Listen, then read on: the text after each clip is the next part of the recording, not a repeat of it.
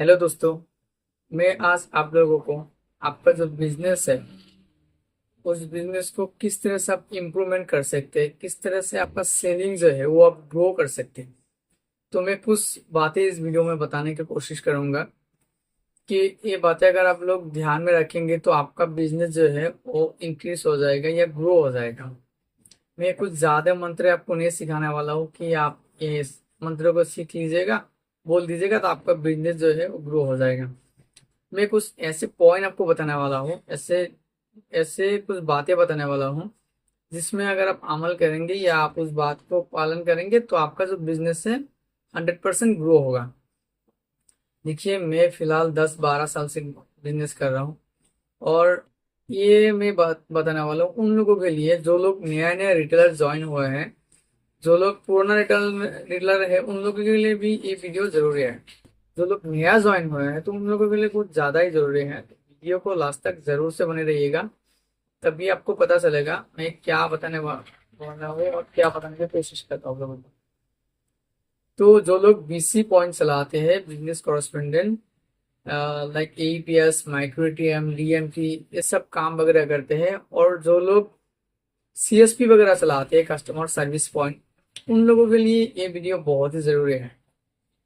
मैं आज आपको बताने वाला हूँ किस बातों को आपको ध्यान में रखते हुए आप आपका जो बिजनेस हो इंक्रीज कर सकते हैं। देखिए, अगर आप एक नया दुकान खोल लिया, उसमें कस्टमर वगैरह नहीं आते हैं, तो कस्टमर आपके यहाँ पे किस तरह से आएगा, क्यों आएगा। बात ये है कि अगर आपका कोई भी दुकान हो सकते हैं, मोबाइल रिपेयरिंग शॉप हो सकते हैं आपका, लाइक पान दुकान हो सकती है, ग्रोसरी हो सकती है, फार्मेसी की हो सकती है, किसी भी तरीके आपका शॉप हो सकते हैं। तो उसमें अगर आप डिजिटल प्रदान के जितने भी आपका सर्विस वहां पे करेंगे तो कस्टमर को कैसे पता चलेगा। तो सबसे पहले आपको क्या करना है, आप जो सर्विस कर रहे हैं वो सर्विस लोगों को बताना पड़ेगा कि आपके पास ये सर्विस अवेलेबल है, आप ये सर्विस काम कर रहे हैं। देखिए, लोगों के पास जाके सबको सबके पास जाके तो बोल बोल नहीं सकते हम लोग कि मेरे यहाँ पे भैया ये सर्विस होता है, ये सर्विस होता है, ये सर्विस होता है। तो उनको उस चीज के लिए आपको क्या करना पड़ेगा, आप जितने भी सर्विस आप करते हैं, जितने तरह के भी आपके वहाँ पे काम वगैरह होते हैं, उसके लिए आपको कस्टमर को बताना पड़ेगा। वो आप किस तरह से बता सकते हैं, उस इस तरह से आप देख सकते हैं। आपको बाहर बोर्ड लगाना पड़ेगा, बैनर वगैरह लगाना पड़ेगा, पोस्टर वगैरह लगाना पड़ेगा, तब भी कस्टमर को पता चलेगा। कोई बंदा अगर आपके दुकान के बाहर से जाएगा तो यहाँ पे देखेंगे इस भैया के यहाँ पे इंश्योरेंस वगैरह होते हैं, यहाँ पे माइंड ट्रांसफर वगैरह होता है, यहाँ पे अकाउंट ओपनिंग होता है, या जितने भी ये तरह के सर्विस है, अगर आप वहाँ पे मेंशन कर देंगे बाहर में बोर्ड लगा के, तो वहां पे अगर मेंशन कर देंगे तो कस्टमर को पता चलेगा और अट्रैक्ट होगा आपके दुकान पे आने के लिए।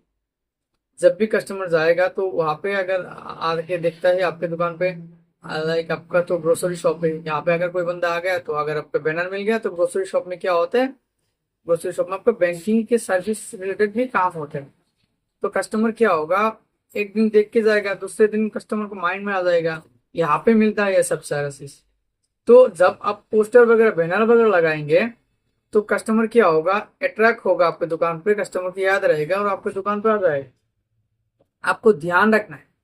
और दूसरी बात, आपको ये बात आपको नोटिस करके या आपको लिख लेना है, ध्यान रखना है आपके दुकान पे कि कौन से कस्टमर, कितने तरह के कस्टमर जो आते हैं, कौन सा नीड उनको होता है।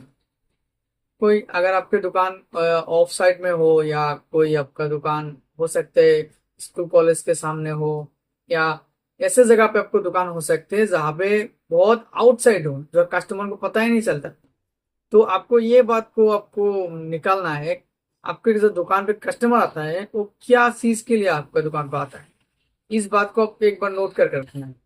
अब मान लिया 20 में से 10 कस्टमर आपके यहाँ पे आते हैं मनी ट्रांसफर करने के लिए, या 5 कस्टमर आता है माइक्रो एटीएम के लिए, बाकी जो इंश्योरेंस वगैरह जितने भी सर्विस है वो सब कस्टमर आपके यहाँ पे आते नहीं है। तो आपको उस हिसाब से बोर्ड बैनर वगैरह लगाना है। तो आप पहले नोट कर लीजिएगा, तभी आपका बिजनेस जो है इंक्रीज हो जाएगा। अगर आप मनी ट्रांसफर में ज्यादा ध्यान देते हैं, आपके वहाँ पे कस्टमर आते हैं माइक्रो एटीएम के कैश विड्रॉल निकालने के लिए, तो आपको क्या होगा, आपका कस्टमर जो है वो आ जाएगा तो ठीक, लेकिन बाद में आपको सर्विस नहीं मिलेगा, उस वजह से आपका कस्टमर भी कम होता चला जाएगा। तो आपको क्या ध्यान रखना है, अगर आपको नोट कर लेना है, पहले कुछ दिन आपको नोट कर लेना है आपके यहाँ पे कौन से कस्टमर ज्यादा आते हैं, किस चीज की जरूरत से, उसी बात को आपको नोट करके रखना है और आप उसी बात से उस तरह का सर्विसेज जो है आप ऐड कर सकते हैं।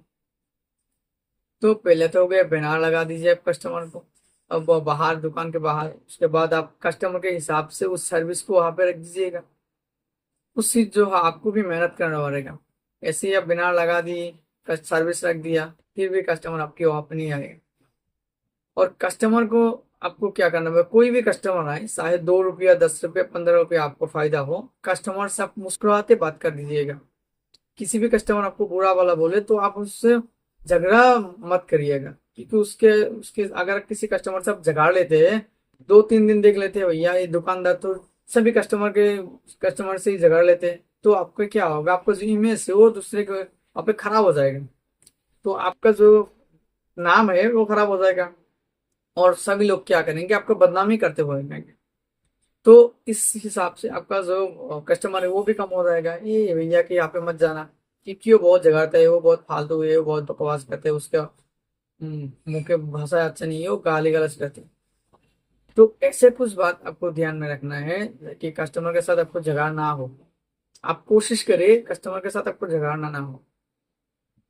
और मैं आपको रिकमेंड करूंगा, आपके कोई भी शॉप हो, आप छोटा मोटा एक वेब कम रख लीजिएगा दुकान पे, ताकि इससे क्या होता है, आपका अगर आपका कोई हिसाब में गड़बड़ी हो जाता है तो आप देख सकते हैं किस हिसाब में कहाँ पे गड़बड़ी हुआ है, और कौन सा तारीख को किस तारीख को गड़बड़ी हुआ है, ताकि आपका जो बिजनेस है, आपका जो सेविंग से जो अर्निंग है, उससे आपको लॉस में ना जाए, आपको फायदा में रहे। तो मैं आपको रेकमेंड करूंगा, आप कोई भी एक वेबकैम लगा लीजिएगा। मैं खुद मेरे दुकान पे लगा लिया हूँ, क्योंकि कभी बहुत सारे कस्टमर ऐसा आते हैं जो तेरे टाइप का होते हैं, जिनसे आपको अच्छे से भी पेश आएंगे ना, तब भी वो अच्छे से आपसे बात नहीं करेंगे। तो उन लोगों के लिए ये बहुत ही जरूरी है कि अगर से आपसे झगड़ा हो भी जाए, आपसे अगर झगड़ा हो भी जाए, आपका कोई गलती नहीं है, फिर भी क्या करेंगे, कुछ लोग आपकी गलती मानेंगे। तो इस हिसाब से और दूसरे सिक्योरिटी के रीजन से भी आप एक वेबकैम दुकान पे लगा लीजिएगा, ताकि आपके दुकान का जो सेल है वो इंक्रीज हो सके और आपका जो लॉस में नहीं जाए, आपके दुकान का जो अर्निंग है। और कुछ बातों को ही आपको ध्यान रखना है। तो मैं कोशिश कर रहा हूँ, जितने भी मेरे भाई रिटेलर लोग हैं, जितने भी डिजिटल सर्विस यूज कर रहे हैं, तो उन लोगों के लिए ये 2-3 चीज जो है ना बहुत महत्वपूर्ण है, बहुत ही जरूरत की चीज है ये 2-3 जो भी मैंने बताया। और आपको भी उस बात को खास करके ध्यान रखना है, क्या कौन सा सर्विस आपके लिए, आप खुद समझदार हैं, तो आपको खुद को समझ में है क्या करना है क्या नहीं करना। तो मैं कोशिश कर रहा हूँ मेरे दुकान अच्छे से चल रहे, मेरे भाई, मेरे बंधु, मेरे मित्र, कोई भी अगर आप काम करते हैं, किसी भी तरह की आप दुकान शॉप चला सकते हैं, तो आपका दुकान पे कोई लॉस ना जाए, आपका दुकान ऐसे ही नहीं जाए, आपको जो अर्निंग है आप अच्छे से ज्यादा अर्निंग कर सकते हैं। तो मैं आशा करता हूँ अगर ये वीडियो आपको अच्छा लगा तो एक लाइक कर दीजिएगा। मेरा चैनल पे आप नया है तो जरूर से जरूर जाके सब्सक्राइब कर लीजिएगा, क्योंकि मैं बैंकिंग और फाइनेंशियल रिलेटेड वीडियो लाता रहता हूँ। तो इस वजह से आप मेरे चैनल को जरूर से जरूर सब्सक्राइब कर लीजिए। आज के लिए बस इतना ही। जय हिंद, जय भारत।